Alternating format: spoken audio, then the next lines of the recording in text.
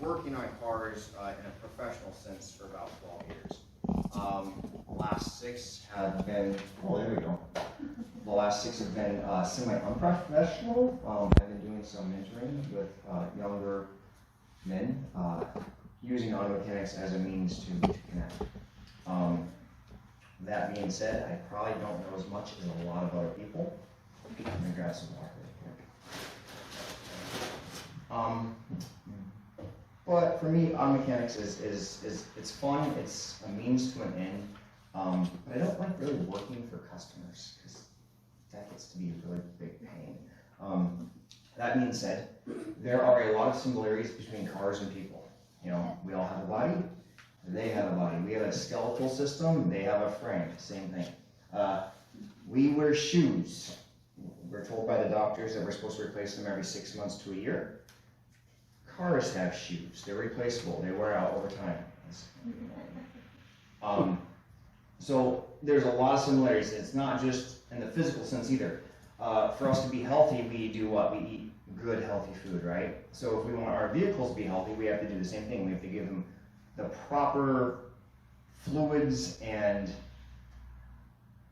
components. Let's say that. Yeah, fluids and fuel. And in some of these cases, which we'll get into later on, not all oils are of the same caliber. So a question I get from people is, how do I identify what my vehicle is?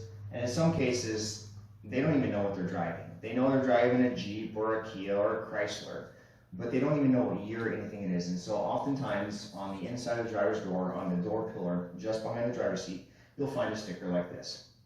And what's interesting is it took me a long time to find this slide because I really wanted to find this particular date. It says 8/13, so you would assume this is a 2013 model year vehicle, right? Yeah. It's not, it's a 2014. In August, the next year model comes out. And so once you get August, September, it's actually the next year's model year. So even if you're driving around 2014, it might say 2013 on the door and you might get confused. So this is one of the big things. This gives you all the information that you really need to know about your vehicle. It gives you the date of manufacture. It gives you your vehicle weight, front and rear. It gives you your tires, tire pressure, your tire size is right here. And a lot of people, they go and they buy these universal tires, and sometimes it doesn't actually fit. And it gives you the VIN. And there's 2 places to actually find your VIN on your vehicle. One of them is on here, and the other one is inside the driver's side on the front window. Excuse me. And you'll need that because in a lot of cases, if you call for parts or stuff like that, they ask you what type of vehicle or what your VIN is, and so you have to give them the VIN to get the right parts, because some vehicles, even though it's the same vehicle, say it's a, I don't know, Nissan Rogue, it might have a different size engine than another one, and you might get the wrong part if you don't have your VIN, which gives you everything you need to know. So each one of these letters right here, letters and numbers, actually stands for a specific part of your vehicle. Whether it's the engine, whether it's the manufacturer year, and usually the 8th digit, I think, is your check digit. And so each one of these has a specific function. And then on top of that, on here, you have all this information here. It tells you what your exterior paint color is, what your interior trim color is, and on some of them it'll tell you it's pearl or gray. Some of these you have to look up their specialized parts, and Ford really likes to have specialized colors and parts. And so this label is essentially almost everything you need to know. The other parts that you need to know is underneath the hood, there's usually a label that'll tell you your AC recharge and some of the other things, belt routing guides and stuff like that. Those 2 labels are probably your most important labels on a vehicle. I know we don't all do this, but we should. So you should be looking at your vehicle every week. You should be checking your different fluids. You should be checking to make sure that your lights work both high and low and your blinkers work, that your tire pressures are correct, and that your windows and mirrors do roll up and down and or move.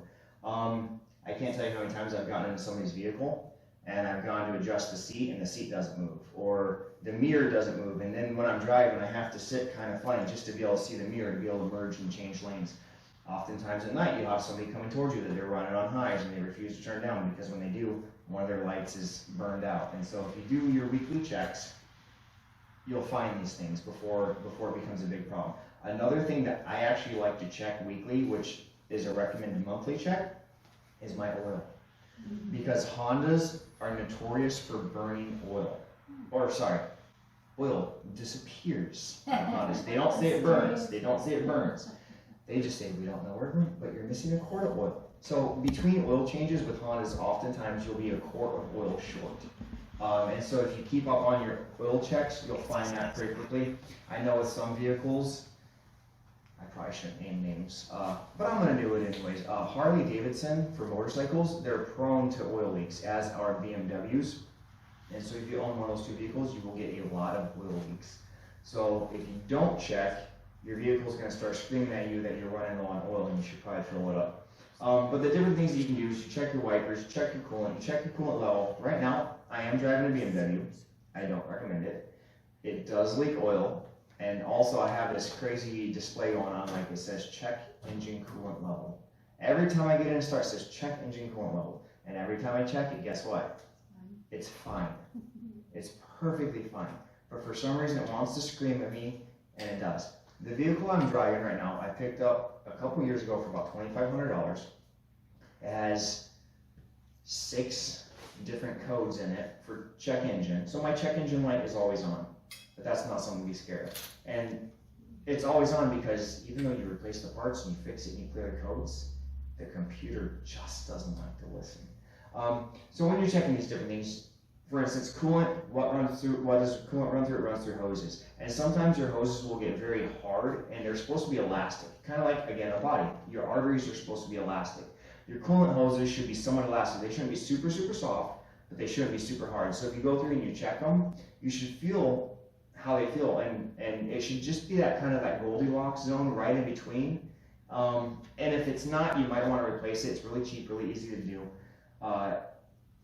And this is where we're kind of going to get into. It's not hard. Working on a vehicle is not hard. It's actually really easy. And I'm not talking about engine rebuilds or transmission rebuilds. I'm talking about little things like changing your lights, changing your coolant, your hoses, changing your battery. Again, unless you have a BMW. If you have a BMW, when you disconnect the battery, it goes into theft mode. When you put your new battery in, it's still in theft mode, so you have to reset it. So there are some vehicles I recommend for people, and some I don't. And I don't take anything to a dealership because, again, I was, until a few years ago, a licensed mechanic. Why do I need to take my vehicle into a dealership when I can do it all myself? The only problem is I don't have all the software and scan tools and stuff that are required for some vehicles. BMW is one of them. Tire rotation. Every time you change your oil, you should rotate your tires. Which brings us to another question. How often should you change your oil? I mean, how often have you guys been told? I've heard 3,000. 5,000. I've heard 5,000. I've heard 7,500. I've even been told with BMW, 15,000 miles. If you use BMW synthetic oil and put it in your BMW and you get it from the dealership, 15,000 miles. I have a problem with that. The oil is fine, and it might get dirty, it might get sludgy, it might look a little bad, like muddy coffee. But it's not the oil that's really the big issue. It's the lubricants, it's the additives that go in the oil. And this is where we're going to hit later with fluids. But again, not all oils are made the same. Not all lubricants, not all transmission fluids. And you'll see that because if you go to the store, you'll see that there's a different rating for each one. Like one's Dex Cool, you have DOT3 and DOT4 brake fluid. There's all these different types of ratings on these things. Again, with your battery, going back to the battery. Batteries are usually rated for every 36 to 48 months. If you have a battery that lasts longer than that, you're lucky. Especially this has 36 to 48 months on it. You're very lucky. But if it's older like that, you should start thinking about getting it tested and getting it replaced. Again, oil change interval. So for oil change intervals, I've heard 3,000, I've heard 5, and I've heard all these others in between. For most of my vehicles, I changed mine right about 6,000 miles. Most of the oils today, especially the synthetic oils, are good for about 7,000 to 9,000 miles. And so you don't always want to push it to the very end, because if you do, then again, you're losing those additives, the lubricants in there, there's cleansers, there's detergents, there's all kinds of things in your oil, and they're supposed to keep your engine clean and running properly. But once you hit about 6,000 miles, those detergents and those different chemicals in there, they're breaking down, and they're not going to last much longer. 7,000 is usually the maximum life for the oil and the detergents and everything, but that doesn't mean you want to take it that far. So again, I usually change mine right around 6,000, which is about twice as much as some people do, because at 3,000, 6,000. So if you're changing every 6,000, you're saving yourself one oil change every time you change it. And that can add up to quite a bit, somewhere between $30 and $75, depending on where you go. For your yearly checks, and this I do recommend, you do need to check your transmission or transaxle fluid. If it's front wheel drive, you have a transaxle. If it's four-wheel drive or rear-wheel drive, you probably have a transmission. There's a difference. They're pretty much the same thing, though. They do the same thing. So every year, you should get your transmission or transaxle fluid checked. And if it's starting to look a little funny or it's starting to smell a little funny, you want to get it flushed and changed. Same with your transfer case.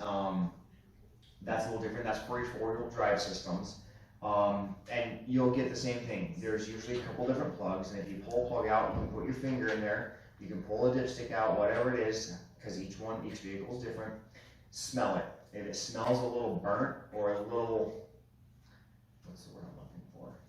Funny, it's probably going bad and needs to get changed. Otherwise, you're going to start doing some big damage to your vehicle.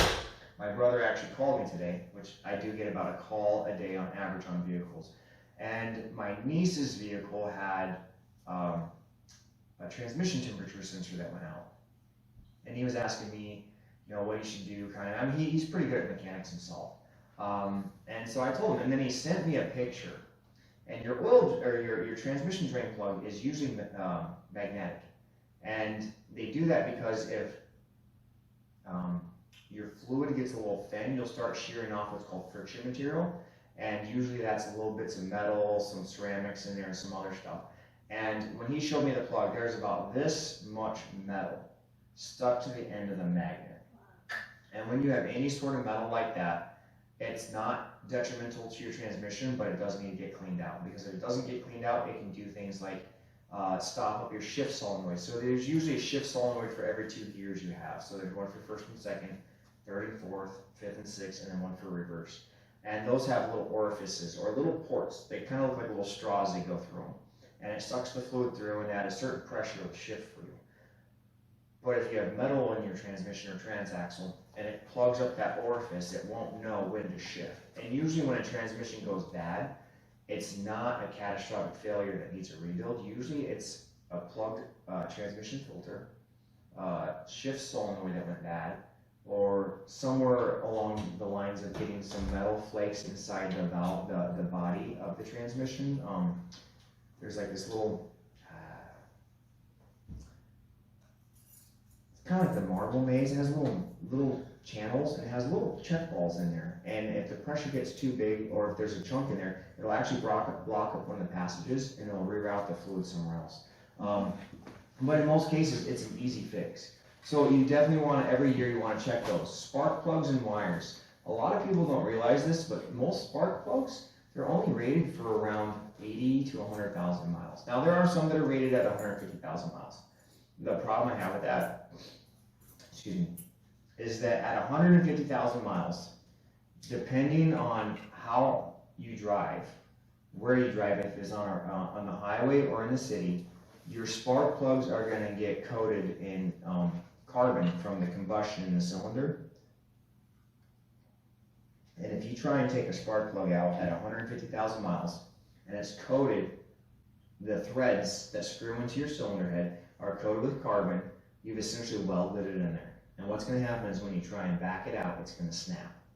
And this was very prone with Ford, the 5.4 two-valve engine on the Ford Expedition F-150 and the few V8 Explorers that are out there from 1996 to 2003.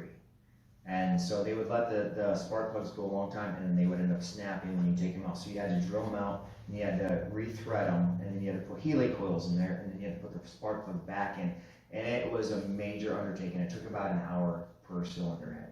And so now you're paying the mechanic money to change your spark plugs and fix what could have been properly done from the engineers to begin with. And I'm not trying to bash on engineers, it's just there's a love-hate relationship between them and mechanics. Ignition coils, same thing, they go on top of the spark plugs. If it's spark plugs and wires or spark plugs and the ignition coils, oftentimes if you have a misfire, it's one of these two issues. It's a spark plug that's gone bad, maybe a mouse or squirrel's chewed your spark plug wires, or maybe you have an ignition coil that went bad. That's not always fun because each ignition coil, depending on what vehicle manufacturer it's from, can be anywhere from $60 to $200 and something per ignition coil. And if you have a 4-cylinder, that's 4 of them. If you have a V6, that's 6 of them. If you have a V8, that's 8. And so if you're looking at that, that's where your money starts racking up. Tires. Tires. I'm going to talk more about this later on. But again, not all tires are created the same. Ball joints and bushings. These are a big one. How many of you drive down the road and you hear squeaks and chirps coming every time you hit like a pothole or a bump or something? If you hear squeaks or chirps or anything like that, usually it's your ball joints or your bushings. Your bushings are little rubber things that get pushed into metal sleeves essentially. And that would be your lower part of your suspension that allows it to move up and down. And when those start to go bad, they crack, and so they'll start to squeak or make noises. Ball joints. I check my ball joints probably once every 3 to 4 months. I have seen where ball joints wear out, and you can hear it because when you turn, you hear a little bit of a, it's not quite a clunk. It's like a little popping noise. But at the same time, when you turn, your car might lean just a little bit. You feel like your front end is leaning. And what I've seen happen when ball joints wear out is they turn too much and then their tire snaps and comes off, and you see the tires hanging at an angle. So in a lot of cases, you want to inspect your ball joints. And I can show you guys where all these are out there later if you want. Suspension is another one. There's 2 components to it. Actually, there's more than 2, but there's 2 major components to suspension that most people think of. You have your springs, which controls your ride height. So that's how high your car sits off the ground. And then you have your struts, which are the little pistons that control how hard it bounces when you hit a bump. And oftentimes when you're going down the road and you're behind somebody and the back end of their car is just doing this as they're going down the road, is because their pistons are out or their rear struts are out, and it just bounces and bounces. So you can do what's called a bounce test. You go behind your vehicle, put your hands on the trunk if you have a trunk, and you just push down a few times and let it bounce. And if it keeps bouncing, replace your suspension. One of the best things that you can do, other than these checks, matter of fact, even beyond these checks, is in each one of your owner manuals in your vehicles, you will have somewhere, you will have something like this. And it's a comprehensive maintenance service checklist. Now, the one I found has kilometers on it, but it's essentially the same principle. It's every year to 2 years, and it gives you the amount of miles or kilometers and at what time or mileage you're supposed to change which components. So this one has the first 1,000, then 5,000 kilometers, and 10 for oil changes, oil filter, and then you're supposed to inspect all these other things: engine coolant, fuel filter, air cleaner element, brakes, clutches, all these things. So there's all these different things that you're supposed to check. But that's only some of the stuff, because you also have to check your suspension. You have to check grease points to lube them to make sure that they're, like for instance, some ball joints are not greasable, but a lot of them still are. So if you want your ball joint to last and it's a greasable ball joint, make sure you grease it every 3 months or so, and it will last a lot longer than a sealed lifetime ball joint. But I highly recommend that if you have one of these, and even if you don't, find some sort of maintenance schedule for your vehicle, because this will help your vehicle last longer than it normally would under normal circumstances, is if you are on time with your belts, coolant changes, oil changes, all your fluids. Alright, so for safety, patching tires, changing flats, that's pretty easy, right? Everybody knows how to do that? No? I can't tell you how many times I have had to pull around the side of the, matter of fact, let me tell you a story really quick. About, I think it was this last spring. I was on my way home from church, and I saw a car sitting on the side of the road, and the flashers were on, the trunk was open, there was a spare tire sitting in the back corner of the trunk, but there was nobody there. I was like, okay. So me being me, I don't pull up behind people. I pass them, I get over, and then I back up to them. Because I can't tell you how many times I've pulled up behind them and I walk up to their vehicle, I'm like, hi, can I? And there's bad stuff that happens. So as long as you pull up in front of them, they see you coming. So I did. I pulled over, I got in front of them. Well, first my kids were like, Dad, pull over, there's somebody who needs help. All right, so we pull over, I get out, I go back there, it's a kid. He's like 20, 22 years old. And I'm like, do you have a flat tire? He's like, yeah. I said, have you ever changed a flat tire? He's like, I have no idea what to do. I'm like, okay, do you have a jack? He's like, I think so. I'm like, can you find it? Because I don't really want to be rummaging through your vehicle. I said, a vehicle's kind of like a purse. It's somebody's personal item. You just don't go rooting around and digging in it. You don't know what you're going to find. So it took him probably 2 or 3 minutes to kind of turn around and tell me, well, I don't know where it's at. And I said, well, usually it's in the trunk. You lift it up, it should be where the spare tire was. He's like, I didn't see it there. I was like, oh, man, this is going to be bad. So I checked, it wasn't there. He had little side compartments. I checked there, it wasn't there. I was like, where can this be? So I said, if you give me a minute, I said, I think I have one in my vehicle.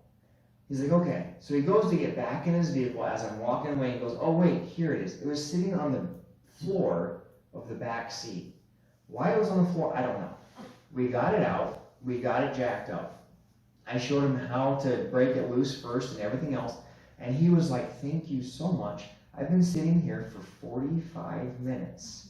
Nobody stopped, and I'm thanking you for teaching me how to do this.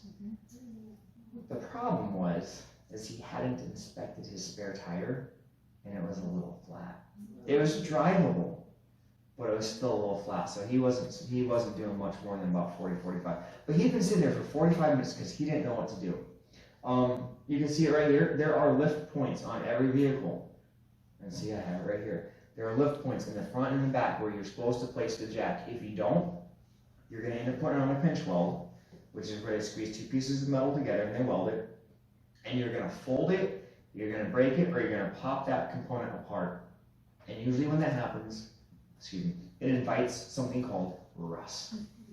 And when you invite rust in, you can kiss your car goodbye in about 3 years, especially here in Michigan.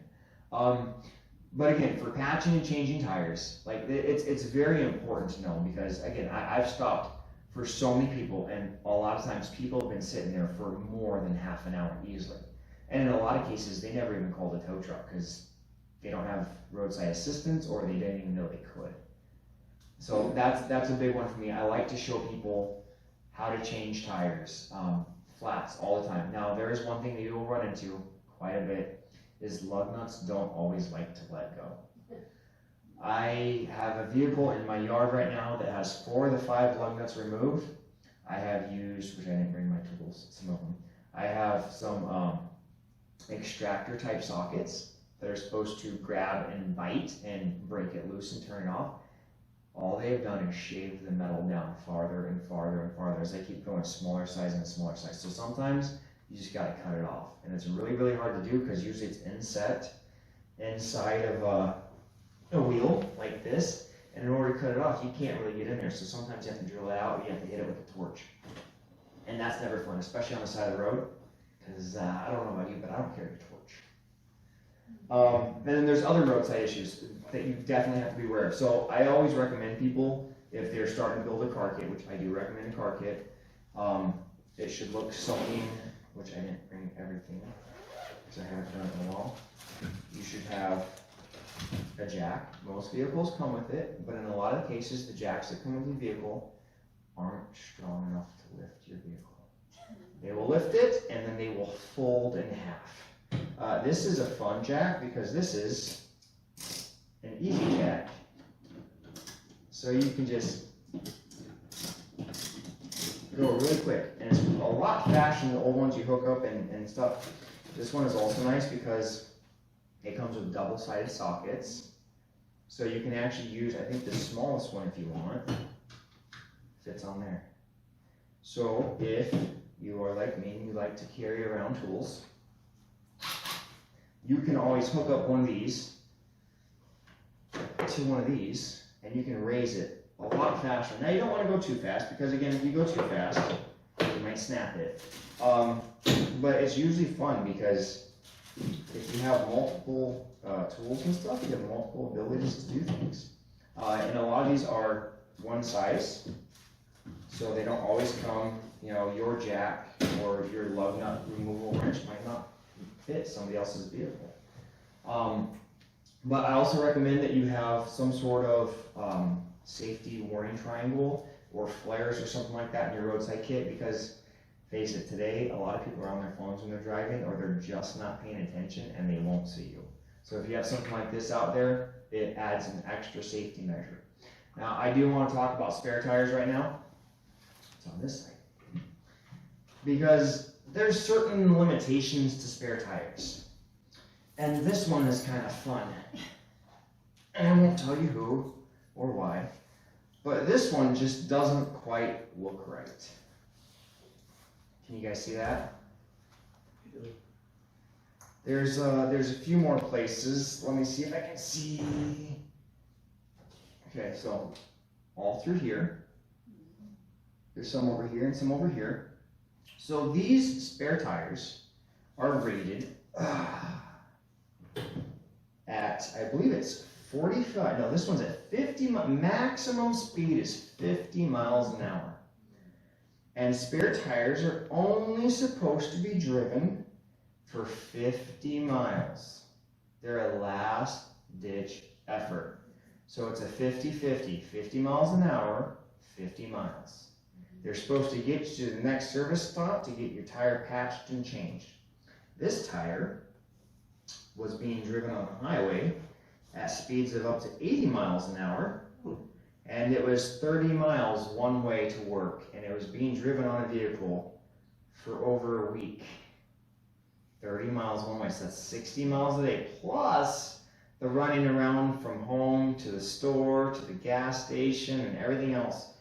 And so this tire, they're very, very lucky that this did not blow out on them, especially at high speeds. But that's why, I don't know if you guys want to see this, that's why you're starting to see separation and gaps. And actually, they had another spare tire. This is the second one they did this with. And the other one looks even worse, and I can't find it because I think I never heard about spare tires 50-50. So 50-50. And the reason for that is I think this is 3-ply, but it says temporary use only on it. But these are not belted. And what that means is inside of a regular tire, you have braided metal belts. And they run and they overlap each other and they run through the whole thing. And they are for strength and stability, because it's a wider tire and spare tires are very narrow. And so spare tires, again, from point A to point B. A lot of people don't know that either. Like this person. All right.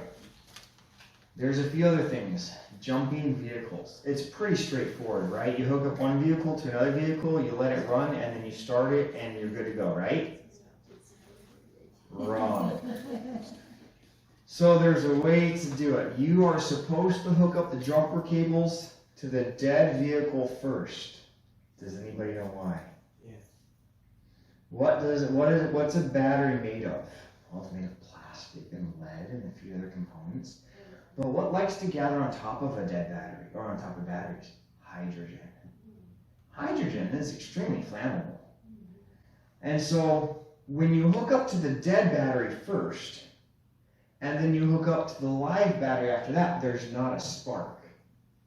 The spark is usually at your last connection, and your last connection should be on the good vehicle. Now I will say this, in some cases you don't hook up to the battery, again, like my BMW. There's these jump points way back over here. There's one over here for the ground, and there's one over here for the power. I don't know why. It's so much more of an inconvenience. It's not like my battery's underneath my seat, which is the case for some vehicles. It's there. And so it would be so much easier just to hook up to the battery. But they have jump points, and I think the reason why they started doing that is because people were blowing up batteries because they were hooking them up wrong when they were jumping. Oh, that, and you can get them switched too. I've seen that before. I actually saw a battery blow up. And granted, thankfully it was a demonstration as to why not to do it. But it was kind of cool and kind of testy. So when you jump in your vehicles, again, there's safety. You always try and hook up to the dead vehicle first and then the good vehicle. Again, with oil changes, the way that you do an oil change is you're supposed to go out and drive the vehicle so the oil gets warmed up, and then you pull it up on ramps or lift it with a lift, and then you drain the oil. Well, when you do that, usually there's hot components, there's exhaust and stuff like that, so you have to be safe with those. And in some cases, the oil drain plug is in a very inaccessible place, and if it's not, then your oil filter is, and you're going to get burned. One of the things I like is I like oil-proof mats. And I actually brought one here with me today. It's kind of one of my favorite show and tells because it's nasty, it's ucky, there's oil on it. You can't really tell, but if I flip it around, look at all that oil. Do you know what I used to use this for? Roadside assistance. When I was out there and it'd be raining and I didn't want to lay on the wet ground to change somebody's flat tire, I'd throw this down. It's kind of waterproof. I mean, it's got a nice little waterproof backing on it. Throw it down there, you lay on it, you're good. And you just let it dry out the next time you want to use it. But again, if you have a BMW, it's going to drip oil.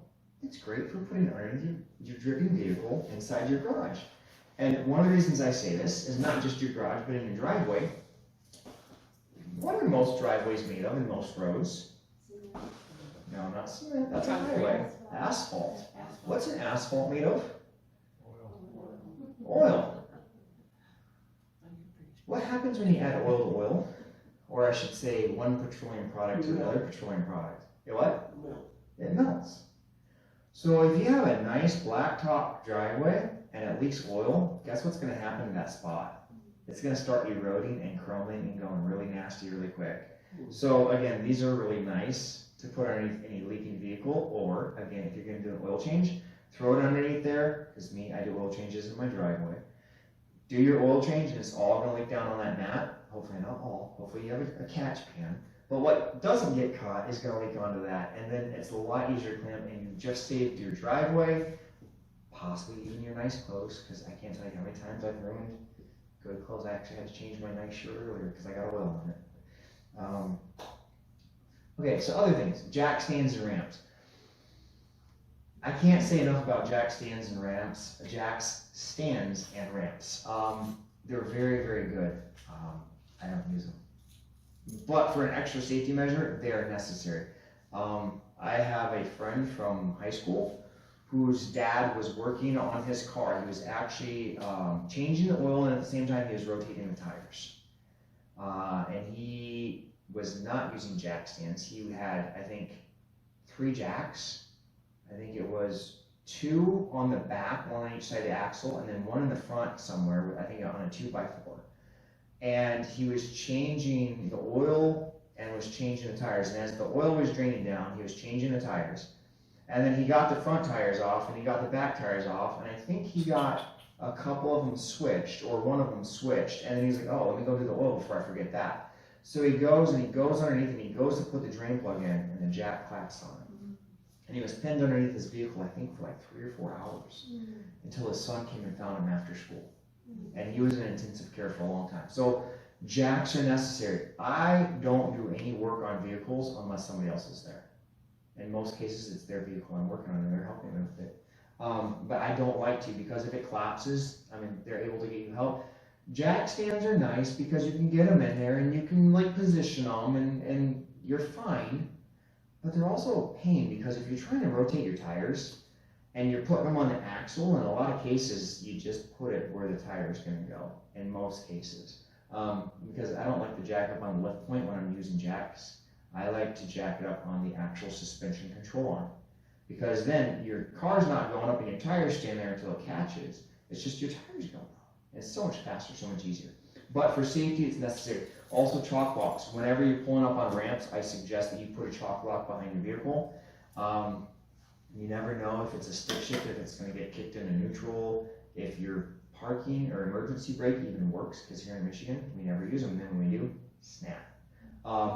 So can that be anything, like a brick or? Yes, a brick. I use firewood. I actually have 4 really nice chalk blocks, and I can never find them because my son takes them and uses them for his projects.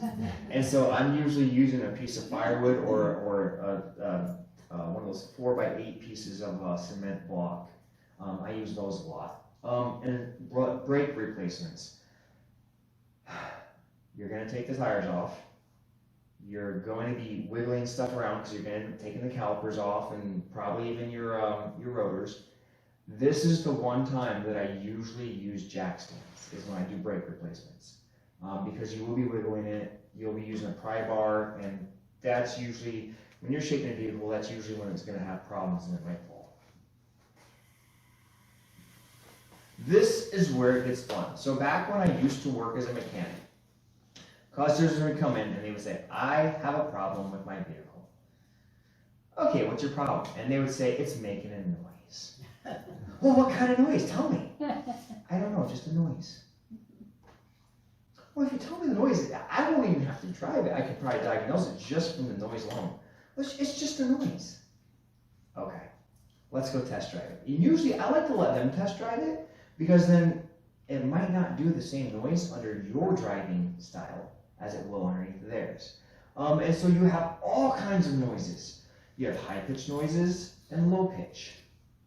And they all mean something different. You have squeaks and squeals. And we already talked about some squeaks and squeals earlier. A lot of times your suspension squeaks. You might get a squeal or a high-pitched squeal if your wheel bearing is going out. You'll hear this like, I don't know, can anybody hear TV when it turns on, when it has that first buzz? It's kind of like that, but like 1,000 times louder. It's really high pitched and really annoying. So there's all kinds of different things. Low pitch, I mean, there's so many things it could be. If you hear a low pitch noise and it changes at different speeds, it's probably your tires. Most of the time, the noises, and sometimes you don't hear the noise so much as you feel the noise. It's kind of like a humming, that's your tires too. If the noise changes with speed, in a lot of cases it's your tires. Or it could be like a wheel bearing, something like that. This is a big one I get all the time. Metal on metal. This one's fun. This one's really fun because I have had people call me up panicking because they hear a metal on metal or like a rattling metal on metal and they're scared to drive their car. You know what it normally is? No, it's not brakes. Usually, there's this little plate that goes above your exhaust pipe. And it's made of aluminum, and it's to keep the heat away from the underside of your car. And that likes to corrode really quickly and fall down on top of your exhaust. So when you start the vehicle, it makes this really rackety, annoying whatever. But once your vehicle warms up and starts running smooth, your muffler's not shaking as much, and it goes away. And it freaks people out. And a lot of times, the metal on metal noise, it's a heat shield that has fallen or has partly fallen. In a lot of cases, you just take a screw out, put a washer in there, and put it back up, or in some cases, it's bad enough that you just take it off completely. Is it true that those are not needed? I had somebody just take it off and say it wasn't needed. In most cases, I take it off and I scrap it. It's not needed. But there are some cases where it is. For instance, I was just looking at a Toyota Highlander, what is that, 2016? 2016 Toyota Highlander. And where the muffler is at, literally, the muffler itself, the big round-bodied muffler, it's right there, and about this much above it, there's a heat shield.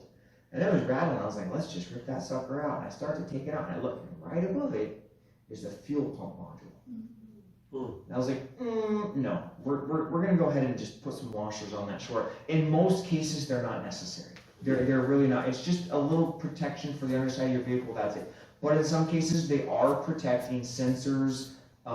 Again, the fuel pump was, or the module, the computer, the little computer for the fuel pump was right there. It was protecting that. And so in some of those cases, yeah, you need it. But in most of those cases, if there's nothing there, like, okay, you have like a fuel line or something running, it's not going to matter because that fuel's moving so quick through there that it's not going to overheat. You might have some flash, but it's not going to overheat. Clacking and tapping in my opinion, are the two most hated noises. Because when it comes to clacking and tapping, usually it's something in the engine. Clacking usually shows that your timing belt is going out, or has gone out, or in the case of the Ford F-150s, it's an expensive repair. You have your valve, your chains and guides are going, and so it's starting to clack, and so you hear this like clacking, slapping noise. Just think of like, what is his name? Not Ebenezer Scrooge, Marley on A Christmas Carol with all of his chains and stuff.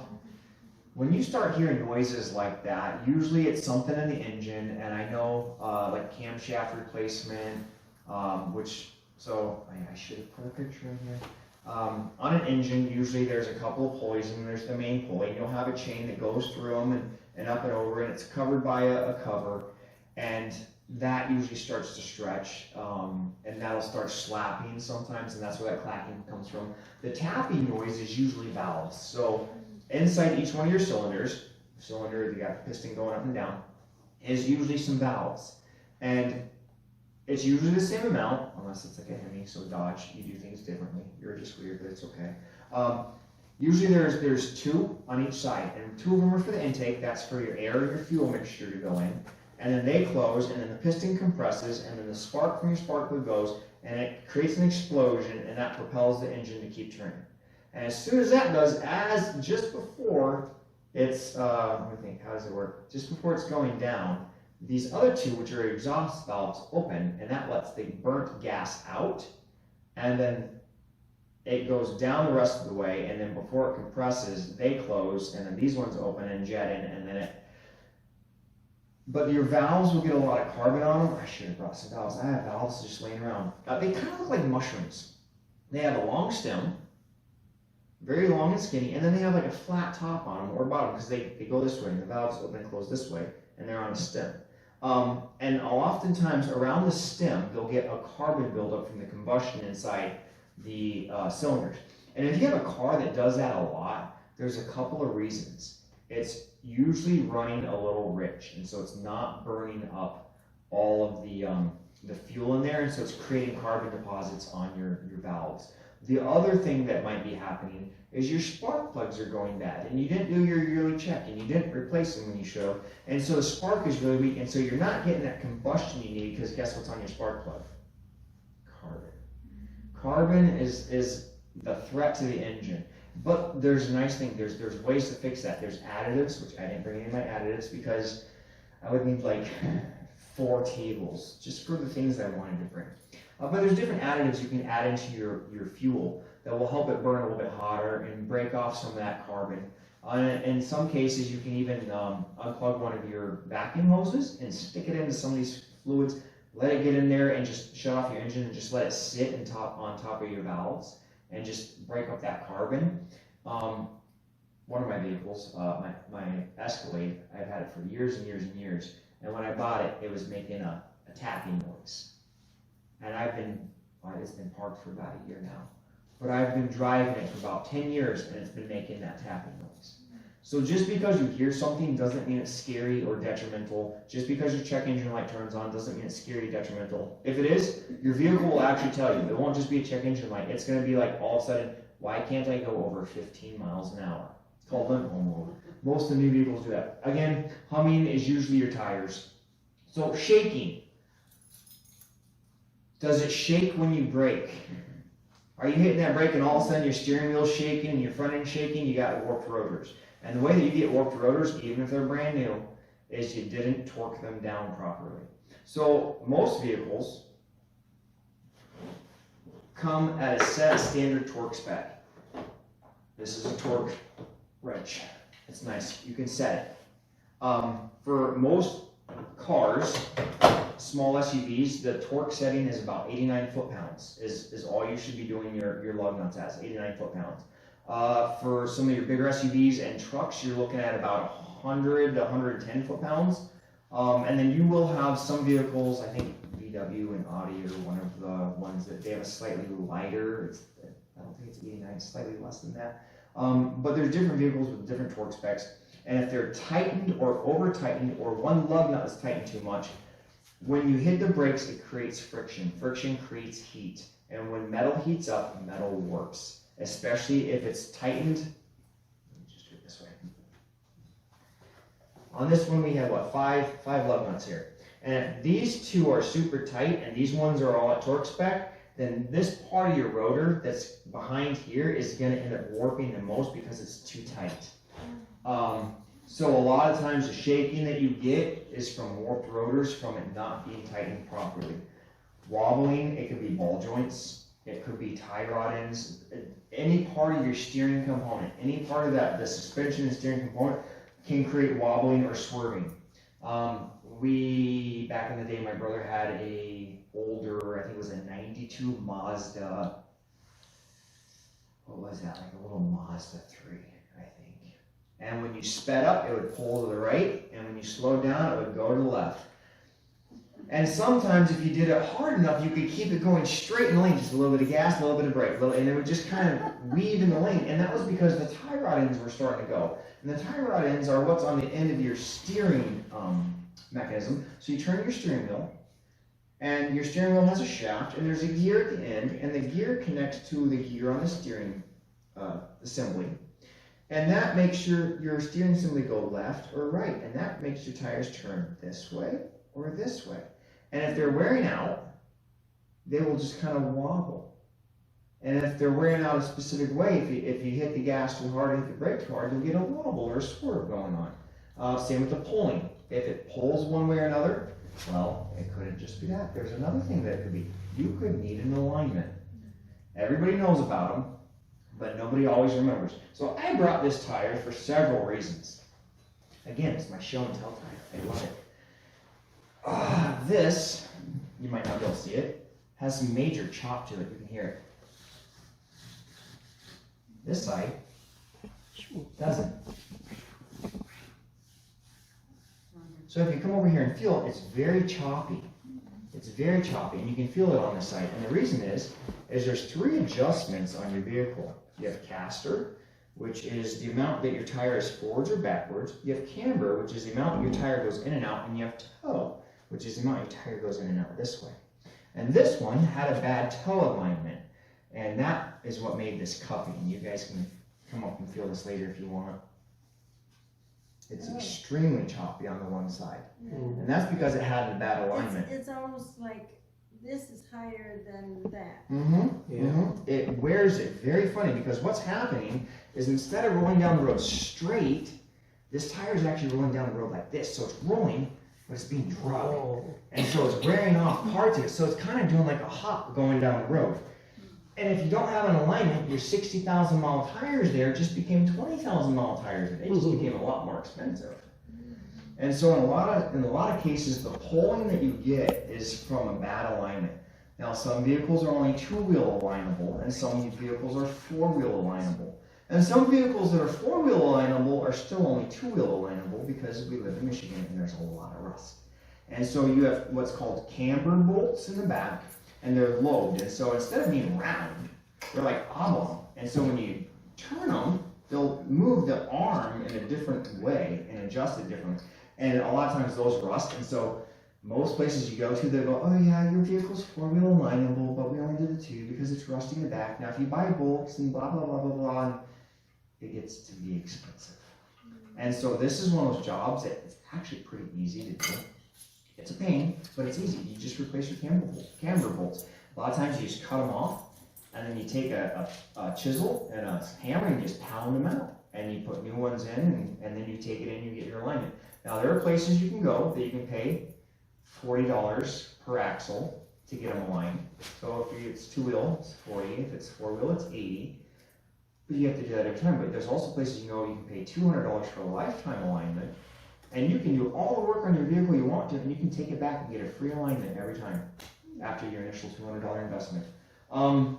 Light vibrations. In a lot of cases, light vibrations, again, they go with humming and the low pitch. They're all diagnoses of tires wearing out. And I will almost guarantee you that this tire right here, as it was going down the road, had a light vibration going on because it was starting to skip, and now it's choppy, so it's making some noise. And on top of that, it might have started to hum a little bit. I mean, So if you know what the sound is, a lot of times the mechanic will tell you just from the sound what the probability of it being what the issue is. Moderate vibrations can be worse. That can also be tires, but that can also be other symptoms. Like if you have a moderate vibration, or even sometimes light vibration, but usually moderate vibrations, it would be a misfire. So out of all your cylinders, you might have one or two that is not firing. And that might be why your check engine light just turned on. And so on my BMW, again, I just started it up to come here, and it was running rough. It was going, I've not had it do that to me before. I was like, I got a misfire. And so I gave it a little bit more gas, and I got a little bit hotter in there, and I made sure that cylinder, heated up, and it started running fine again. Because I've got some carbon on my spark plug or something, and it's causing a misfire, and it was actually shaking my steering wheel as I was just sitting there, and the whole car was just, the front of the car was just kind of shaking. Pulsing.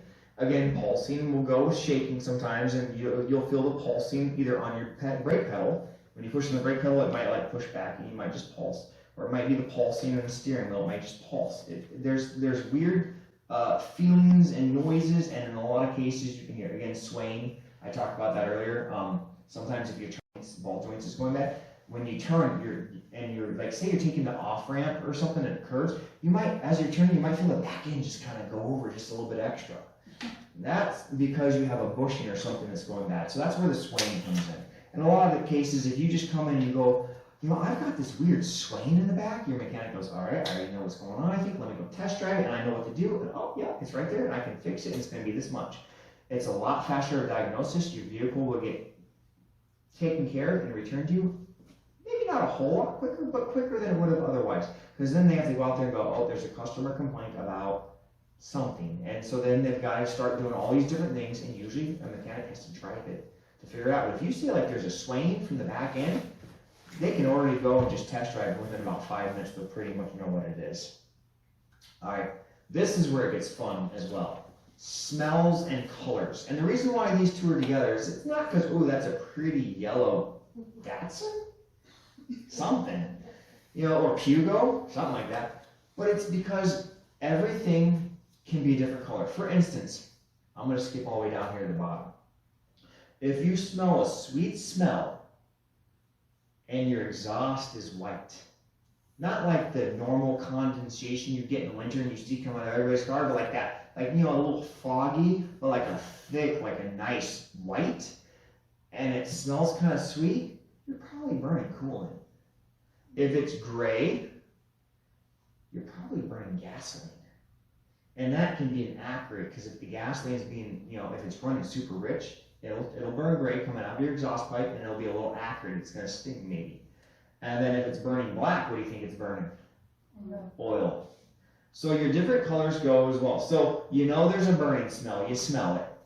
You can go back to the back and you can look, or you can look underneath your hood. What do you think he's got going on here? It's white. Coolant. They probably overheated and the coolant burst out and hit the exhaust manifold or something. So each one of these, how about rotten eggs?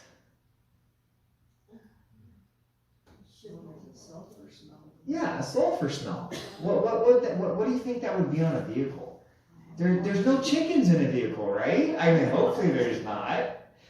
What is usually going, if you have a rotten egg smell, your catalytic converter is starting to go bad.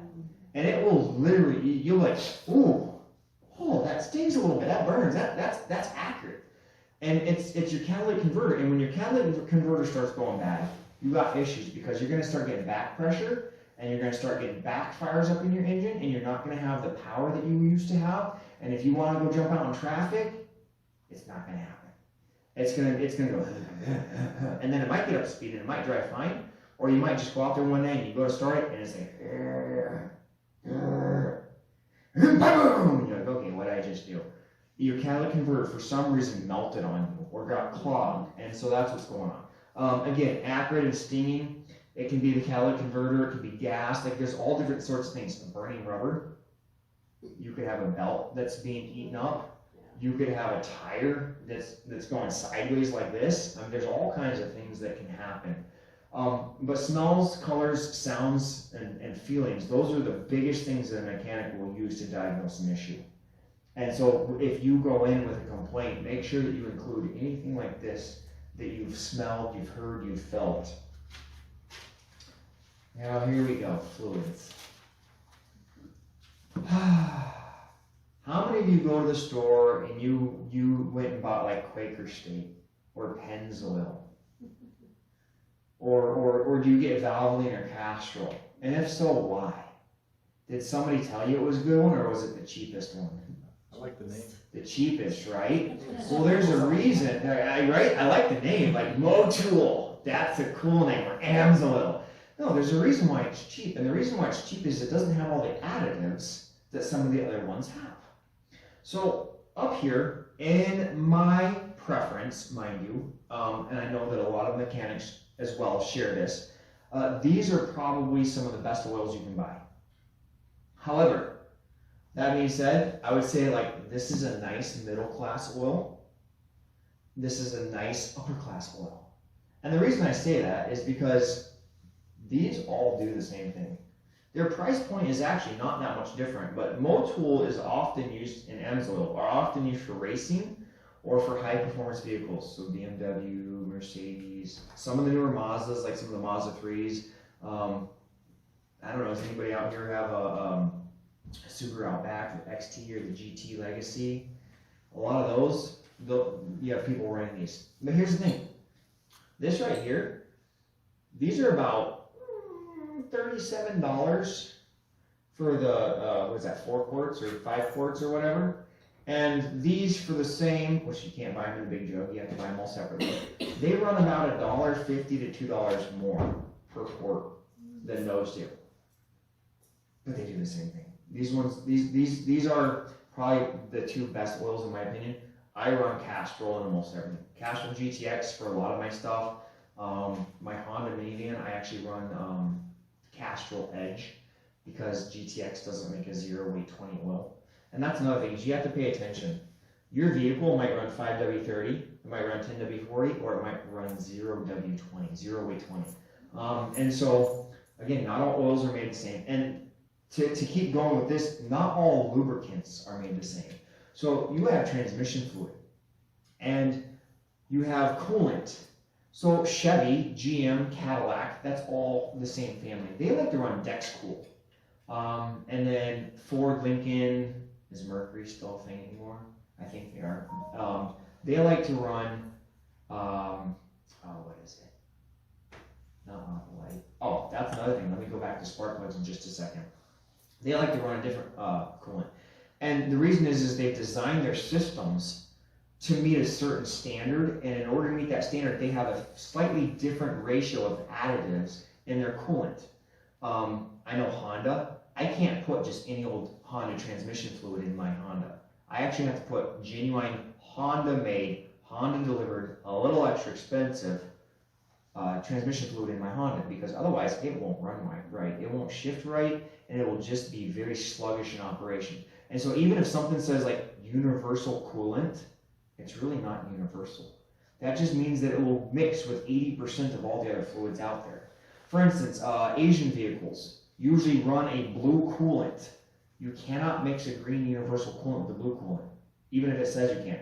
I mean, you can, and you can get away with it for a while, but there's an acidity index. And the Japanese vehicles and the Korean vehicles run at a slightly lower acidity index, and so they run the blue coolant.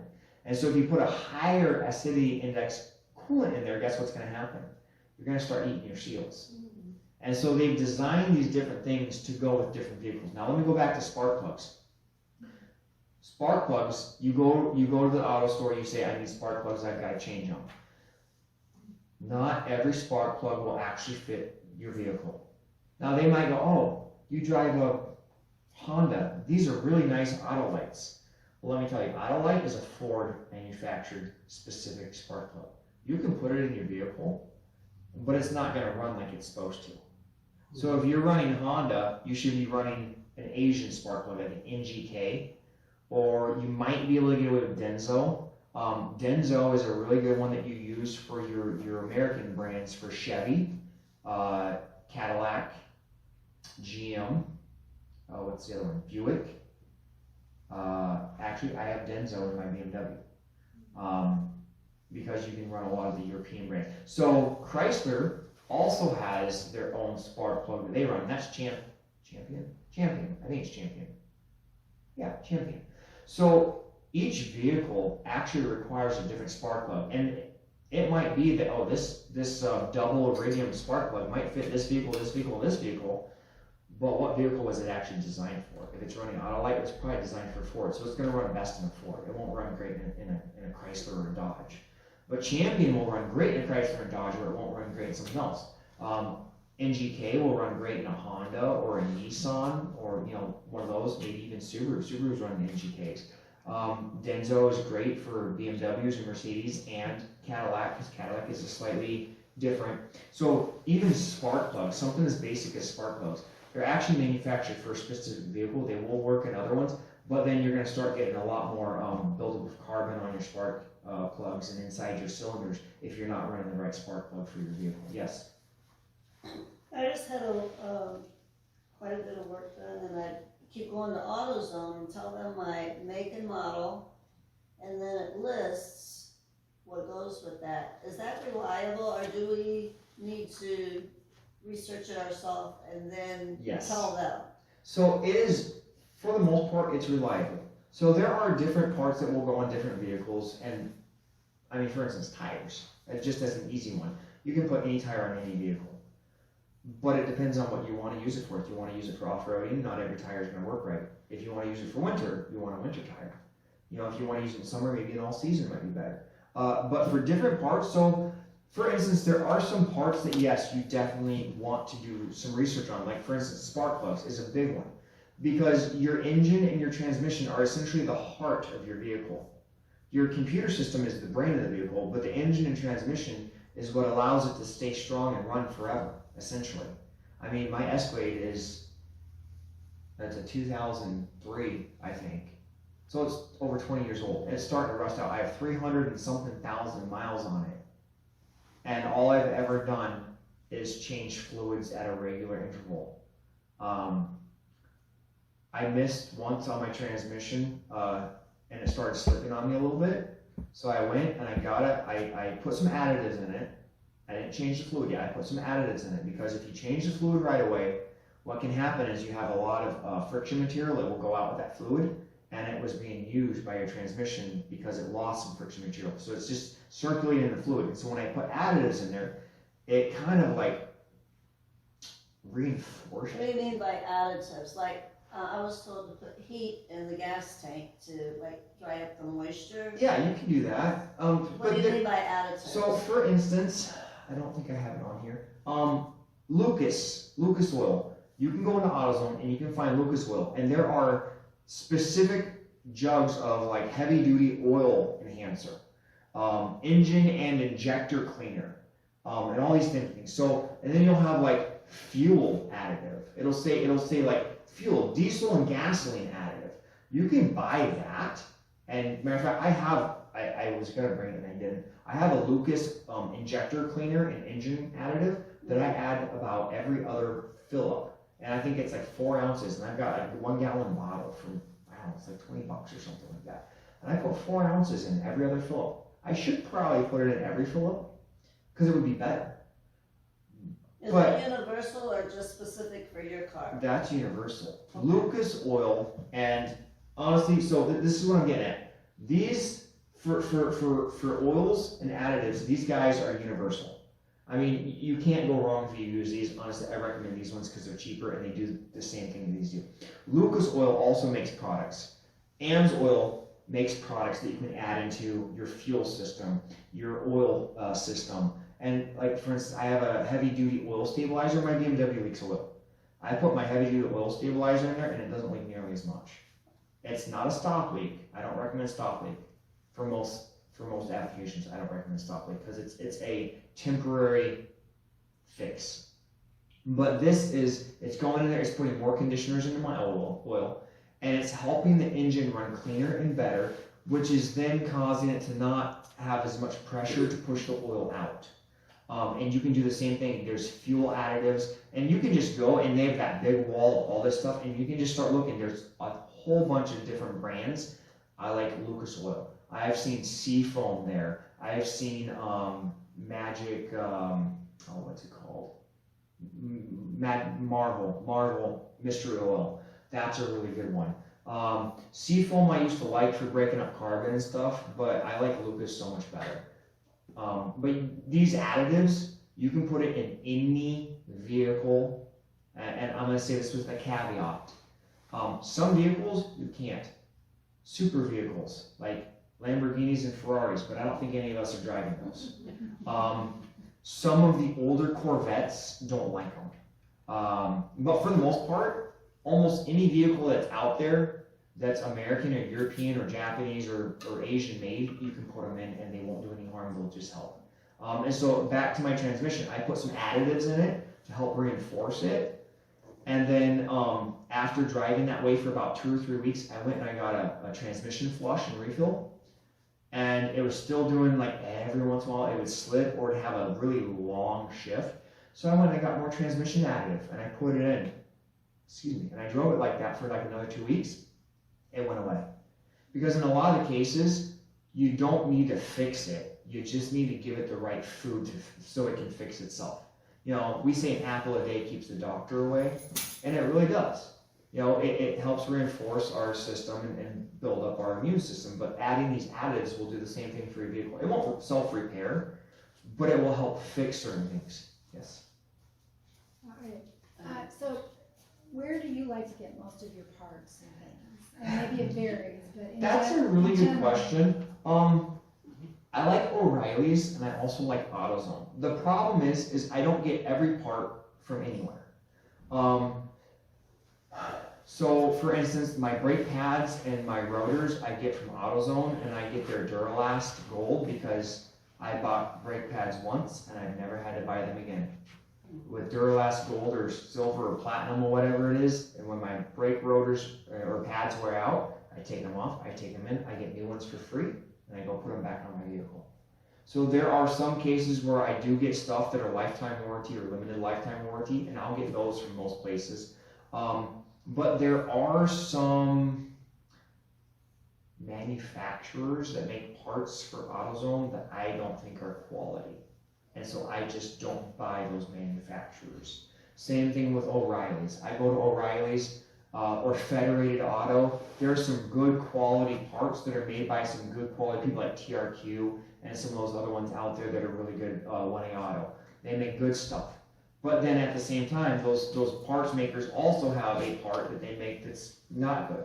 But usually that's, like TRQ makes so many good things that I've only run into one bad product, and that was because it was a limit, not because it was a bad item itself.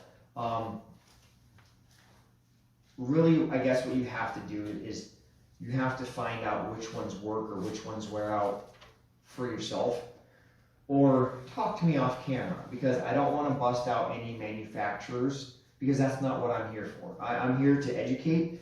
There are some manufacturers that I definitely do stay away from, because I've had failures time and again. And when I'm working on somebody else's car, I don't want a failure.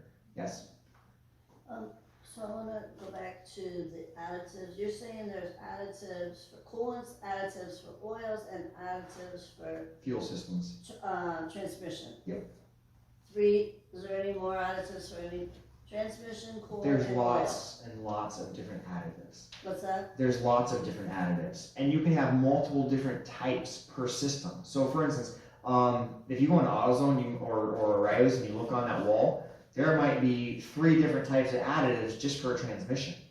But you might not need 2 of them. You might only need 1 of them. And they will say on the bottle what they're for and what they do. For instance, one might be helps high mileage vehicles, friction material last longer, or something like that. You might go, oh, I do have a high mileage vehicle. My transmission hasn't been changed since it was put in, so maybe I might want to put that in. And that might help your friction material last longer, and therefore your transmission lasts longer. It just depends on what you're looking for. Well, we don't know what we're looking for. Well, That's why I'm asking for a clarification. What would be your recommendation for the top additives? So for the top additives, I would say anything that's going to condition your oil and anything that's going to condition your fuel system. So I wouldn't put any extra additives in your transmission unless you start to see problems. Okay. Now for your oil, you can put extra additives in, but again, it depends on what you buy. If you've been buying Quaker State, you might want to put a little bit more additives in. If you've been buying Valvoline, you might not want to put anything in. Or you might want to put just a little bit in, because you can buy a bottle, and it might tell you add 4 ounces, but if you know you have a quality oil, you might only add 1 or 2 ounces. And you do that every oil change. Now what additive is heat? Heat is a gasoline additive, and it actually is just to evaporate the moisture out of your fuel tank. And how that usually goes about is when you fill up the pump and it clicks off on you, and you decide to keep squeezing it to round up for the nearest dollar, you've just put gasoline in your charcoal canister, which is part of your evaporative system, and you've clogged it. And now moisture can't get out. And so because you've done that, now you've got water in your system and you need to add heat. And so most of the time it's not because of, oh, this car just, whatever. It's something that we've done in a lot of cases. Or in some cases, like maybe we've let the car sit for a while. And because it's been sitting, now there's moisture in the tank, and now we have to add some heat, or some of these other products out there that are very similar, to get it to help evaporate that out, or to actually up the octane of it, so that it will get burnt in our system, but it's going to burn at a higher ratio. And that's another thing. Some vehicles, they run all day long great on mid-grade, or the 87, whatever. Some vehicles actually require a higher gas, like a premium, like again, my BMW. I don't put premium in it, I put low grade in it, but I put additives in my fuel because it's cheaper for me to do that than to put premium in it. And my additives I just added, just turned it into premium. So, when you're pumping your gas, you're saying do not, round it up. Set the thing, let it go. When it shuts off, pull it out. That's it. Because if you squeeze to add up, so inside your gas tank, I have one sitting around. I should have brought a gas tank, but it's sitting here. There's an extra little area for air, and what that's for is it's for expansion. Because we know that fluids under heat and cold, they expand and contract, and so that is actually for expansion in the summer. And so if you're filling up that expansion area, there's a tube at the top that goes to a charcoal canister, and that's to help cleanse the nasty volatile compounds and keep them from going out in the atmosphere and doing greenhouse gases and all this whatever other stuff. But when we filled it up all the way, we've clicked it a few times, it fills up, and then when it goes to expand, the only place it can expand is into that tube and into that charcoal canister. And we've just ruined our charcoal canister, which is part of the evap system, which takes all those compounds and it sends it back into the engine to get burned up again, or reburned or whatever. So it's kind of an extra safety measure for volatile compounds. We've just ruined that. And not only does the compounds go through there, the moisture goes through there in a lot of cases too. Was there any other questions? What's wrong if there's no power in the gas? Sometimes I lost my Gas cap? cap. Okay, so if you lost your gas cap, usually when you start up your system, it will then be under vacuum. And if you don't have a gas cap on, can you achieve a vacuum? No, it just keeps going. And so what happens is your engine's going to throw a check engine light, and it's going to say it's an evap module issue. And so if you have a gas cap on and it's actually throwing a code and it says the same thing, then you need to replace the gas cap, because there's either the little seal on the gas cap went bad, or the gas cap itself isn't tightening down enough. And so in a lot of cases, you will get these codes. It's nothing major. It's a gas cap issue. And I've seen that probably 90% of the time. Any other questions? This is classic rust. Is there anything, I've done things when it gets bad that will reverse it, at least hold it off a little bit longer in certain key areas. Of course, if it comes from the underside, I can't do that. Right. But is there anything that you can do with the vehicle that truly does help stave it off, or Yes. beyond that? Yes. My very first slide, it had a picture of a person in a car. Right? We we feed ourselves right, we feed our vehicles right. What else do we do every day? Or hopefully we all do it. I know our children don't.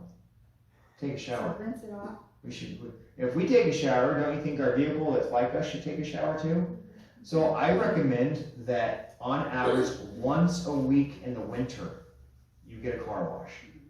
And in the summer, once a month, maybe once every other month, depending on how dirty it gets. And don't just get the cheap car wash. Get the underbody car wash, which is I think like the mid-grade one. So instead of like $7, you're paying like 10 or 12. It's better because certain vehicles, I don't know if you've seen it out there, Dodge Caravan, big one, sorry Dodge, they rust out really quickly. Dodge Ram, same thing. I have that one. Cadillac Escalade, Chevy Tahoe, the Yukon, the GMC Yukon, the Trailblazer, they all rust out on the where the step's at and on the back quarter panel. And the reason for that is that's a really great place to catch the snow and the slush and the salt. And so if you're getting a bath, if your vehicle's getting a bath once a week in the middle of the winter, it's going to be cleaner. Again, preventive maintenance is way better than like last ditch, like let's replace stuff. Because once it starts rusting, yeah, you can stave it off. You can hit it with some electrolysis or whatever, CLR, you know, calcium light. It'll eat the rust away a little bit, but then you're going to have to spray and seal it. Or you're going to have to, you know, put some wire mesh on there and Bondo it and sand it and, you know, and then paint it, and the paint never quite matches. And it's a lot of work. And so in most cases, it's better off just to shell out a few dollars for that car wash or do it yourself in the summer and save that money for your winter car washes, or get one of those, what do they call them? Like the memberships or whatever, as many car washes as you want a month or whatever. You know, if you do something like that, it's going to be a lot better than trying to fix it in the end. I have a jumping question. You told us to hook up on the dead battery first, but what about the cables? How do they go? You know. Well, that was something I was thinking about showing you guys outside, but Positive. We can go outside. so yeah, I don't like this thing. You can see here, usually there's a red cap on your positive aspect. And so usually what I tell people is hook up the positive first and then hook up the negative. A lot of people say negative first then positive. It really doesn't matter because you're not completing the circuit until they're both on there. And if you hook up the positive last, it's going to spark, and I'd rather spark on the ground than I would on the positive Because I knew side. if they weren't hooked up right, something's Yeah. happens. So I never looked at a battery, so what is it?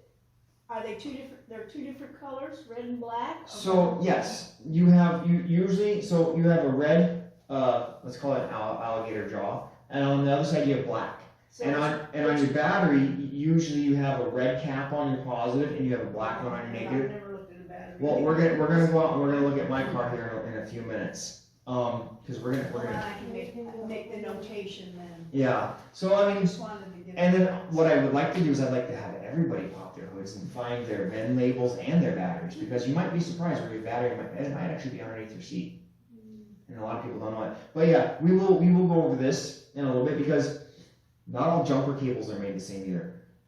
There's good quality ones, and usually the higher the number, the smaller it is. So if you're getting like a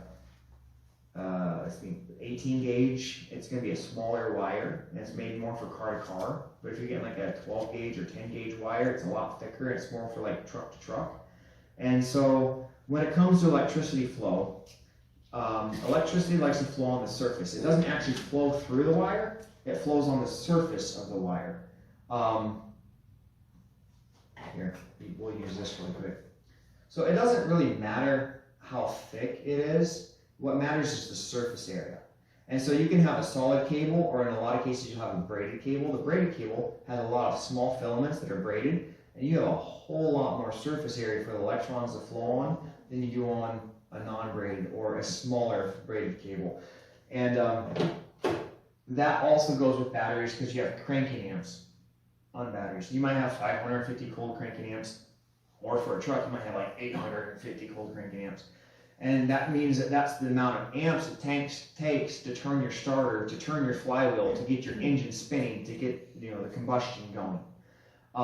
And so if that's the case, if you have a larger battery, you're going to want a larger jumper cable to jump that dead battery, because then you're going to have more electricity flowing. That's why on some vehicles, like you'll see, oh, they got dead battery. They start their vehicle up, and they have it all hooked up, and all of a sudden their vehicle starts right up.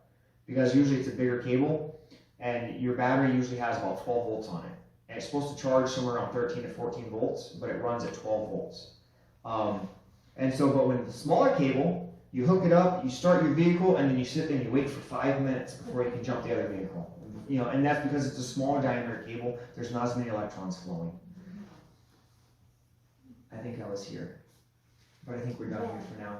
Does anybody have any more questions about fluids or additives or anything like that? We can discuss more later. Okay, so tires.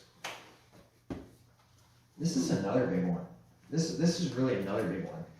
So, and again, like I have this for a reason, because this is my show tire.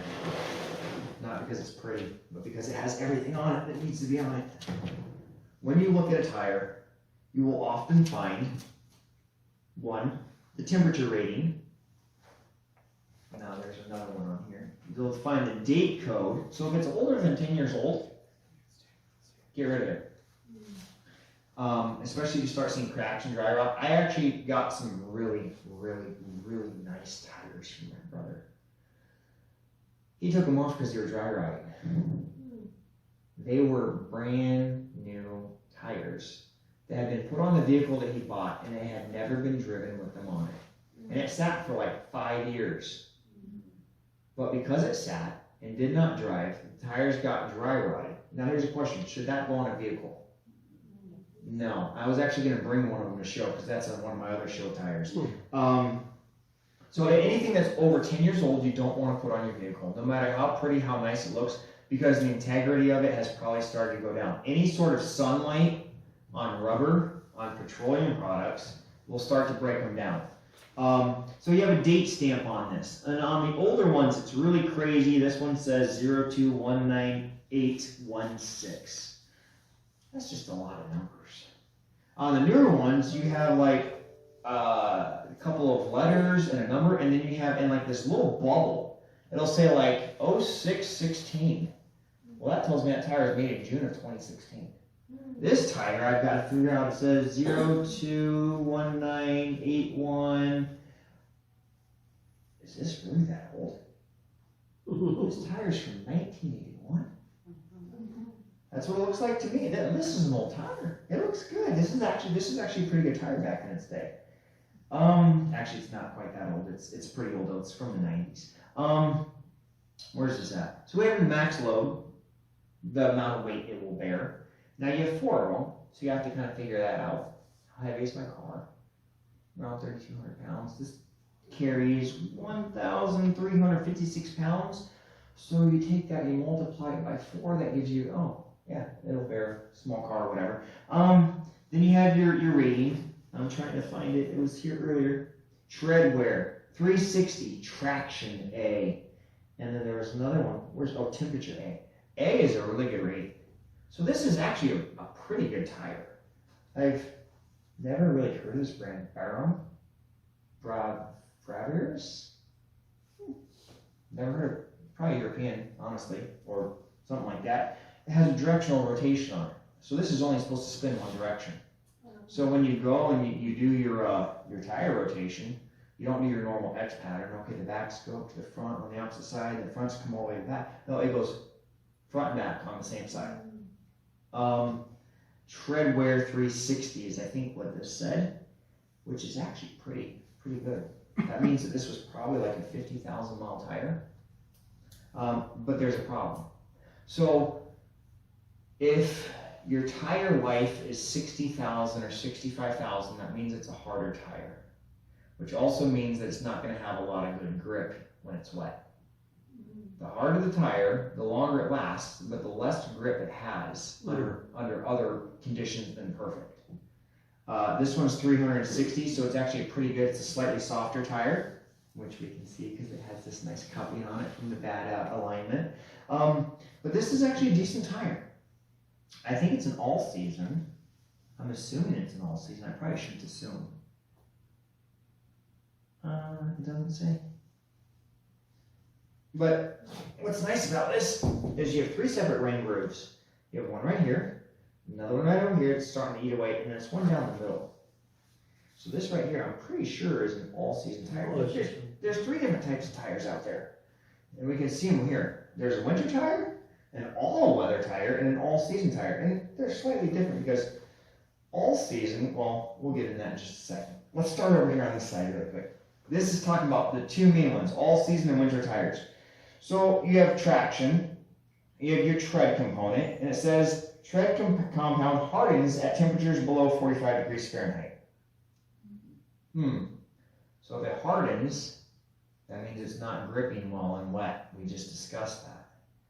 So an all-season tire is great for So, snow. No, not really. Not for severe snow. Snow, it's got a 1 rating. Ice traction, 1. Dry handling, ooh, that's really good. Dry handling is really good. Let's see. Best performance weather, sunny or rain. Oh, okay. Designed for a comfortable ride, noise reduction, and fuel efficiency.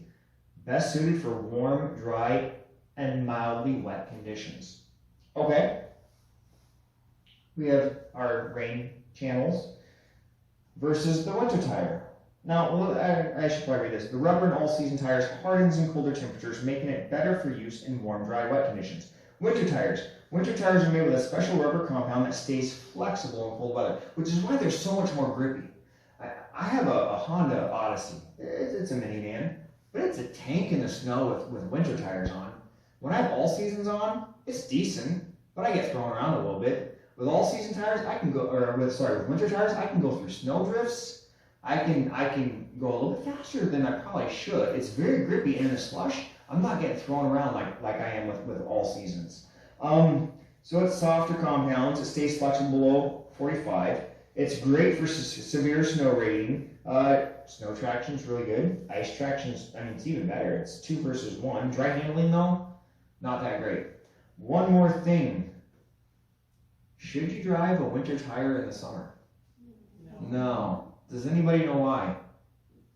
Well, they used to have studs or something in them. it will wear off easy. It'll wear off easier. 1, it's a softer tire, and you just spent the same amount on that winter tire as you will your all-season tire, or maybe slightly more. And it's going to wear out a whole lot quicker. But 2, because it's a softer rubber, it's going to take the friction from the road a little differently, which means it's going to heat up a little differently, which means it's going to expand a little differently, which means that in the hot summer, it could blow up on you. Or if it doesn't blow up, that soft rubber, we just talked about the belts in this a few minutes ago, maybe a little bit more than a few minutes ago. These belts on a winter tire in the summer will separate. So your tire might not blow, but there goes your traction tread rubber, and then here comes these belts just flopping around, and you're going to damage some inner components. So then we have the third option for tires, which isn't as common. Well, it's common, it's just most people don't know that, and most people don't use it. It's all-weather tire. It's got a flexible compound all year round, and this right here is probably going to be like a 40,000 mile tire, something like that. It's a little bit softer rubber all year round, but it's slightly harder rubber than the winter tire. So snow traction is still good, your severe snow rating is still pretty good, your ice traction is a little more dismal, it's a little more like an all season. But at the same time, your dry handling is really good. Best weather performance for your winter tire is snow, and your all-weather tire is sun, rain, or snow. Man, that's kind of the best of both worlds. The only problem is it's going to wear out a whole lot faster than your all-season is. And it's not quite as good in the winter, not quite, but it's close in the winter. That means you're probably going to be replacing this tire every year. It's a 40,000 mile tire. Most people drive on average somewhere between 15 and 20,000 miles per year, on average. But if you don't have a good alignment, or you are doing more city driving or more highway driving, depending on what it is, highway driving is a lot more gentle on your engine and transmission than city driving is. But highway driving is more harsh on your tires than city driving is because of the speeds and the frictions and all that stuff. So you have your different options, your different abilities, and again, not every tire manufacturer is the same either. You've got, Goodrich, you've got Cooper, what are some of these other big names out there? Goodyear, and Michelin, Goodyear, Cooper, they're all really good tires. They really are. But they make their tires differently. Each one has their own secret recipe for making their tire. I said Bridgestone. Yeah, Bridgestone. Like there's tons and tons. Like I said, I've never even heard of this tire manufacturer, Barrow. And this tire's the Bradverse. I've never heard of it, but just looking at the ratings on it, it's a pretty good tire. So if we change our shoes, we should change our vehicle shoes, and we should know which shoes fit it best. I mean, we have Dr. Scholl's inserts, we have all these different things for us. But for our cars, we should be putting the best thing on it, because if you have a good tire, your suspension components are going to have less impact, and they're going to last just a little bit longer because you're putting a better tire on. I'm not saying they're going to last a whole lot longer, but they're going to last a little bit longer because you're using quality products, especially tires. This brings us near to the end. So there's different accessories that are out there. I actually have a set of this, but it's like 4 times the size of this, because on certain vehicles it requires different sockets. For instance, I'm doing a transmission swap on a Jeep Cherokee right now. I'm using an E12, this one right here, because there's a funny looking star bolt at the top of the transmission where it bolts to the engine, and you can't get to it very easily. But that's a great one right there. So I have to buy special tools depending on what vehicle I work on. So here I have an OBD2 reader, code reader if you will. It just plugs into your car and it can read whatever codes is going on. You can find these at most auto parts stores, and they're not that expensive. You can find it online. This one is actually a specific one. It's a Ford Cam Walker Plus tuning. So I was having some engine problems on my F-150. This was good for that, and it came with the truck because it already had problems. This is a scan tool. You'll see this in a lot of mechanics places. This is nice because it's Bluetooth. I plug this into the car and I can walk around and do my scan and look at it and do everything else I want to do without being tethered to the vehicle. This won't just read the code. This will actually do quite a few things. I can clear codes. I can test components with it. There's a whole bunch of other things I can do. Most people won't have this. I think this was like $400, and I got it on an Amazon sale for like $280 or $260. Really good. Again, special tools. I have one of these because this is a lot easier than doing it by hand. It's got like, I don't know, 1,200 foot-pounds of breakaway torque or something. If your vehicle, especially in the winter, and your battery's older, is prone to dying, a jump pack is a nice thing to have. I think everybody should have a tow rope in your vehicle, whether it's for somebody to pull you out of the ditch or for you to pull somebody else out of the ditch, because I can't tell you how many times I've stopped. I was like, I'll pull you out of the ditch. Well, I don't have a tow rope. I do. I'll get you out of there pretty quick. And then back, we have additives, because for me, additives is one of the best ways to keep your vehicle running. It's kind of like, your multivitamin pill, or your ginger juice wheatgrass smoothie.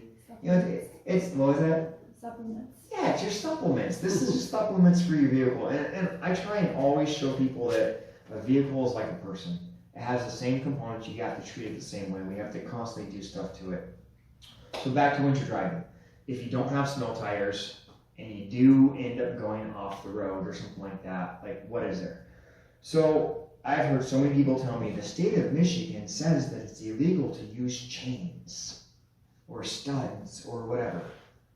Well, yes, but no. So the actual law states, let me pull it up real quick, that a person shall not operate on a public highway of this state a vehicle or special mobile equipment which has metal or plastic track or a wire which is equipped with metal that comes in contact with the surface of the road. That's the key right there. Or which has partial contact of metal or plastic with the surface of the road, except as provided in subsections C, D, and E, which we don't even need to go into that. So let me ask you something. With that being said, can you use plastic chains in the winter? Can you change chains in the winter on your vehicle? Yes. Ditch. if you're in the ditch, or guess what else? Yeah, if you are there. If there's something keeping your tire from coming in contact with the road, snow, ice. So if there's a lot of snow and a lot of ice on the road, Michigan says you can use chains, you can use studs. Studs, however, cannot be more than 5% of the surface area of your tire. But the funny thing is with studded tires, it almost sounds like you can use those even if they come in contact with the surface of the road. It's plastic things like this or actual metal chains that they will only want running on the snow or ice that's on the road. So if the weather is bad enough that you have snow or ice on the road, you can use these. I have these specifically, I think they were like $25 for 20 of them. I have these for when I go off the road and there's nobody around to pull me out of the ditch. They're just giant zip ties with some friction material on them. And they got little bumps on the back to connect to your tire. And you just zip tie them on and use your drive wheel. So if you're rear wheel drive, you put it on the back. If you're four wheel drive, only put it on the front. Because it's your steering wheel and it's your drive wheels. So if you put it on there, it's going to get you grip and it's going to get you out of the ditch in most cases. And I've never used them, but I've heard of them being used, and a lot of people love them. And you just take a little screwdriver, you stick it on there, and you unzip them, and you throw them back in your vehicle, and you can use them again. What are There's- they called? What are they called? Universal tire chain, plastic. I don't know. I've seen great reviews on these. I've heard some things, and a lot of people are like, no, you can't run down the road because they're going to break pretty quick. I mean, they're just a zip tie with bumps on them. These things right here are great. These are traction mats. Oh, I didn't bring my shovel. I have a shovel. I have actually like 4 shovels that collapse down really tiny, and those go in the back of my vehicle in the winter because then I can dig myself out to put these on, or chains. Snow socks. You guys know what snow socks are?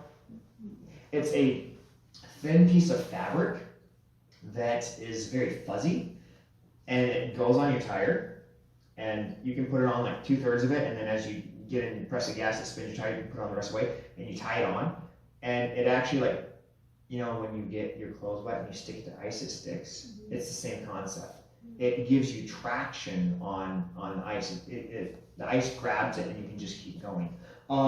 Traction mats are these deflating tires. A lot of people don't know about this. If you're running on sand, if you're running in mud, you get stuck, you just deflate your tires down to about 10 or 12 PSI, so they're like really flat and kind of saggy on the side. It gives you so much more surface area, you can get out of the ditch. The only problem is just driving back on the road. But again, if it's snowy enough or whatever, it doesn't matter. I wouldn't go super fast with them down like that, maybe, I don't know, 30 miles an hour.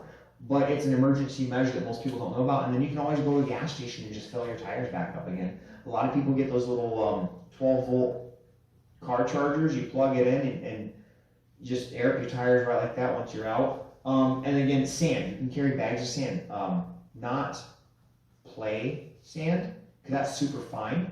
You want like mortar sand or construction sand where it has like little pebbles in it along with the sand. You can just throw that down underneath your tires and everything else, and it can get you going. And usually out of there pretty quick, and you just keep it in a little trash bag, and usually you're good to go. Questions? We're almost done. About like kitty litter. Kitty litter works well, but when it gets soggy, it kind of just falls apart. But for like a really quick use, it's good. But I've used kitty litter in the past, and I haven't gotten out of the ditch right away, and then I had to throw more down and more down. So It's muddy. it gets nasty. So I usually like to use sand with a little bit of gravel mixed in. I want to do a few demonstrations. Like, we're already hitting like 2 hours here though. I know, yeah. So I want to do one demonstration really quick. I won't go outside and show you guys jumping the vehicle or changing the tire. I'm sorry. I can show you where to look at. But I wanted to do this quick demonstration because I got this set up for you guys, and if I don't do it, I'm just going to be sad because it's fun. So say you have, now granted, on the car you're not going to have this much access. You're going to have to be down here or something. And I actually just did this on, again, my BMW the other day. But we have a screw in this tire, and we have what's called a reamer.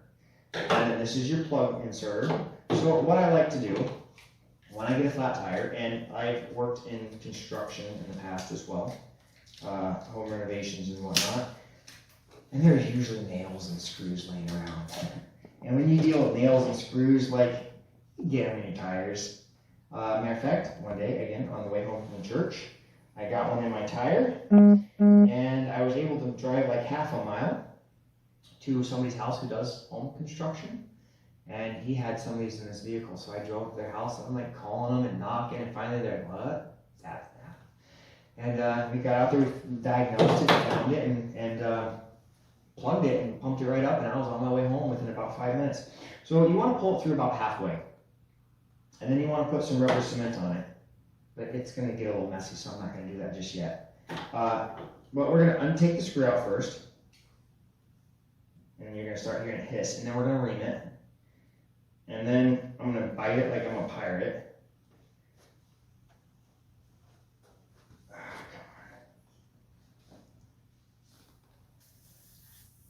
You guys hear it?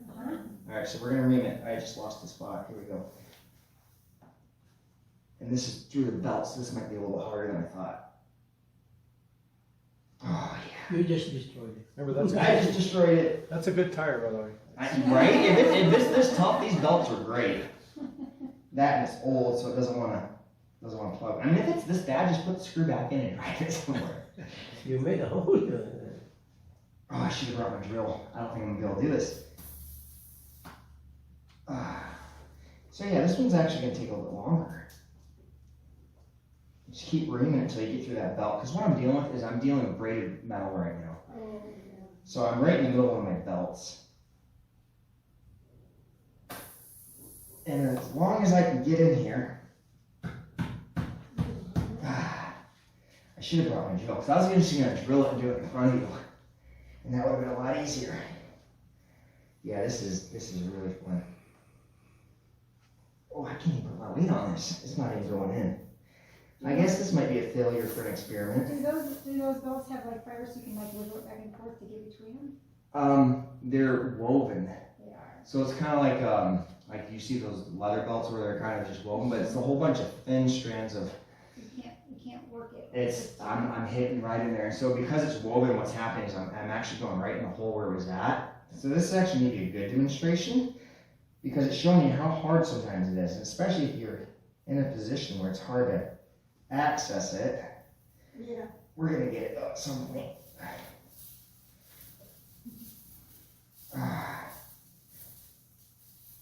Yeah, we're in it now.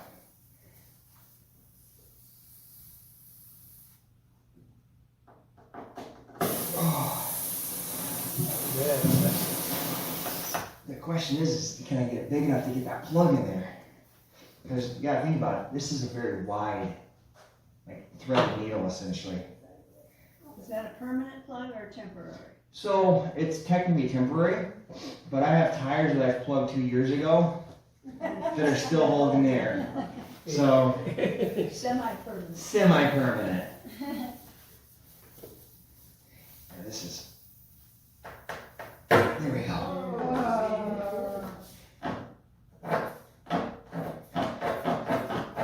All right. Whew, I'm sweating. Yeah, work That's out. gonna be hard to get it in. It's gonna be really hard to get it, so I don't know if I'm gonna be able to get it in. So But what's that called? Rubber Cement. this is rubber cement, and we're just doing a quick plug. It goes with it, when you buy that. And when you run out, you just get on Amazon or whatever other. Do you have any paper towels? I AutoZone. have to get it wet. And you really want to get this coverage really good.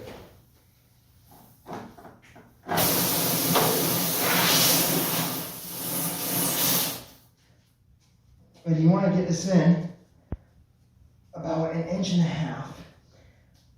Oh, it's rejecting it. Come on. All right, we're in. All right, and then you want to give it a nice big yank. And it's going to look funny. It's going to look just like that. But if you give it about 5 minutes to harden, it's essentially going to turn into your tire. And when you drive, this stuff is just going to wear away, and you're going to have a fully functional plug tire. Oh, that was tough though. Yeah. But you can hear it's no longer leaking air, and it's going to seal itself here in a few minutes because this rubber cement dries really quick within about 3 to 5 minutes. I have a question Yes. with regards to transmission. Yes. One time we went to, what do you call that one, Jeremy, no, not Florida, to, New Jersey. Okay. And then my car was like, it's running but won't run. So I called my friend, what do I do now? Stop your car, but put brake fluid in your Transmission. transmission. I said, really? Okay, so I did. Wait for 15 minutes, so I waited, and I ran it, and I came to Berlin Springs Mhm. with it. You know, So when you add brake fluid to a transmission, what it does is it swells the friction material. And that way it gives it more ability to grab and to function like it's supposed to function. The only problem is over time brake fluid will break down or destroy that same friction material. So the fact that you were able to drive all the way from there to here is really awesome. I'm a little surprised, but some vehicles, especially the older ones, you could do that and they would drive for a year or so afterwards, and then they'd finally break down and you'd have to get them fixed. How long did it drive for after I that? was so afraid I just gave it up when I went. Yeah, so What shall I do if that happens? I need to change the oil? so what you're dealing with there is all of these additives are for a specific reason. Inside each one of these systems is rings or O-rings or gaskets. And these gaskets are made differently. Some of them are,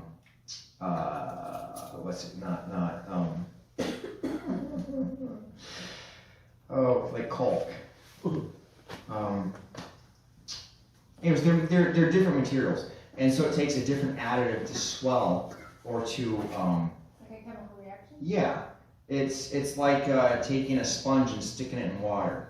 Only in this case, certain waters will only swell certain sponges. But it's to keep it sealed in where it's at. So when you add brake fluid, it will actually start damaging some of the rings and some of the other gaskets in there. Not all of them, but some of them that run on specific additives. And in the long run, it's going to end up turning into a transmission repair where it's a full breakdown and repair. But I mean, as a stopgap thing to get home.